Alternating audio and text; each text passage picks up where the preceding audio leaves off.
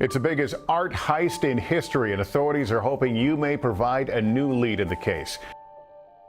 The most mysterious case in history. Without a trace, the audacious $1.9 billion heist happened right in front of guards' eyes. This previously baffling situation has been clarified. The most notorious art thief in history. The investigator had a hard time wrapping their head around the fact that a single person could have stolen artwork with a value of $1.9 billion using such simple tools: a screwdriver with a Phillips head, an antenna, and a coat with a loose fit.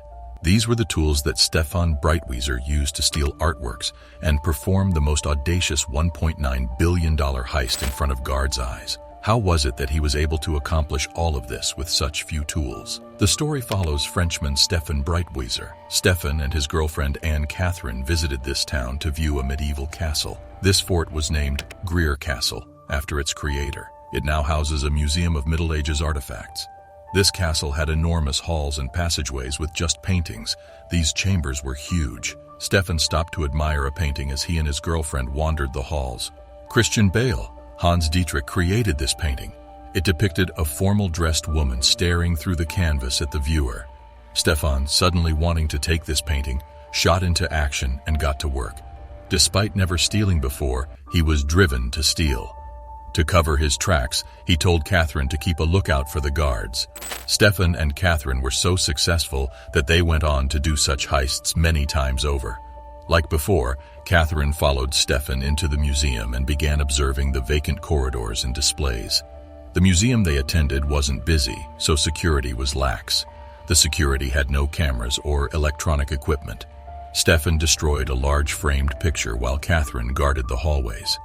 He unpacked, folded, and hid the artwork in his heavy jacket before sneaking out of the palace with Catherine. The most successful art thief in history was set up by their simple steal.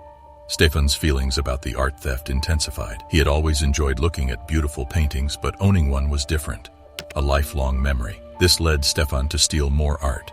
He visited exhibitions worldwide. He burglarized 240 art galleries in 7 countries around Europe using the same method over and over. They were never caught. Stephan's professionalism. How could he consistently complete such difficult tasks? These missions were as simple as the first, and he recruited his longtime partner Catherine to help him patrol the corridors. Can a significant security breach be tolerated?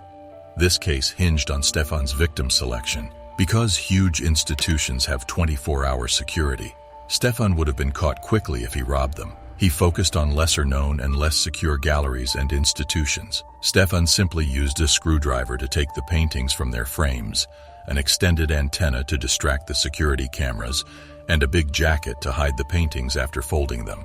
His self-confidence and ability to stay calm under pressure were crucial to the venture's success and made his contributions the most valuable. He often stole from the same art gallery or museum because of his remarkable self-confidence. He hides behind a mustache or beard and does the same crime in the same place. He exuded confidence, allowing him to always avoid the attention of the guards. The New York Times values the total collection of the stolen paintings at $1.9 billion. Despite this fact, Stephan did not appear wealthy or successful. He was stumbling through life, not excelling. He worked as a waiter while his girlfriend Catherine was a nurse. Imagine living in Stephan's mother's attic. They couldn't even afford a decent place to live. Why did they live in such filth when he stole so much valuable artworks? That's all because Stephan never tried to sell the stolen art. He didn't want to sell the paintings because he found them beautiful and wanted to look at them himself. Due to their artistry, he took them without authorization. To commemorate his first theft, Stephan stole the artwork of a woman he met because of its beauty and the painting's artistic excellence. After that, he exclusively stole art he admired or found amazing, regardless of its value. He only stole exceptional art without ever trying to sell it. Though unusual, Stephan used this to his advantage as an art thief.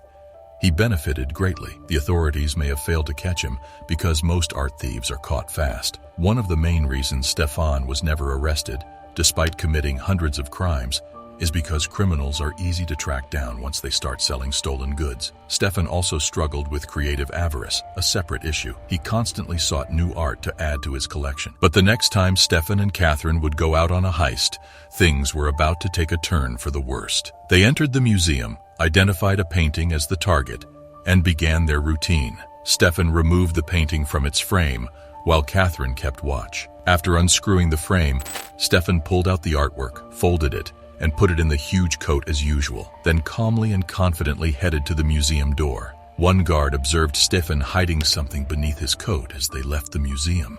After feeling suspicious, the guard took a quick tour of the gallery and found a missing painting. He chased Stephan and Catherine out of the museum and to their car. Before the automobile started to drive, the security officer stopped them and prevented Stephan from escaping. Because a police station was nearby and several cops were present, Stephan had no alternative but to submit to the authorities. Stephan was in police custody awaiting trial. The next day's trial was brief because Stephan's offense was minor and the painting he stole was not valuable. Stephan cried and apologized in court. He said this was the first time he had done anything like this, and that it was a fleeting choice prompted by a peculiar desire to acquire a painting. He was remorseful and had no criminal record. These grounds prompted the judge to release him without a severe sentence. Stephan was ordered to leave Switzerland immediately and not return until his 8-month supervision period expires. Stephan continued stealing in European countries. Stephan returned to Switzerland in 2001 after 4 years, feeling that the robbery attempt had been forgotten. He and his girlfriend Catherine flew to Switzerland and went to the same city where he was detained 4 years earlier. But the operation was not in the museum. In this second museum, Stephan saw an old antique trumpet in a glass showcase that was harder to take. He stole the trumpet again under his coat and left the museum without incident. Stephan was overconfident and arrogant. 2 days later, he disguised himself and stole another piece of art from the same museum. He entered boldly with Catherine and focused on the picture. Catherine began her normal chore of studying the passages, and he began removing the picture from its frame. He hid the picture under his coat as usual, but was surrounded by guards. One guard knew his face from the operation 2 days prior, causing his disguise to fail and Stephan to get arrested yet again. Stephan tried to play the same card as last time and told police that it was just a momentary tendency to steal and that he regretted everything else. But this time, the excuse was weak, because he stole the trumpet first and then the board. To their surprise, his flat was empty of paintings and artwork. How did the artworks disappear? Well, Catherine, Stephan's girlfriend at the time of his arrest, instantly called his mother to tell her that he had been detained and to hide all the stolen paintings and artworks immediately. The mother swiftly removed all the apartment's art. She torched part of it and flung the remainder into the municipal canal. Catherine was also arrested for 6 months.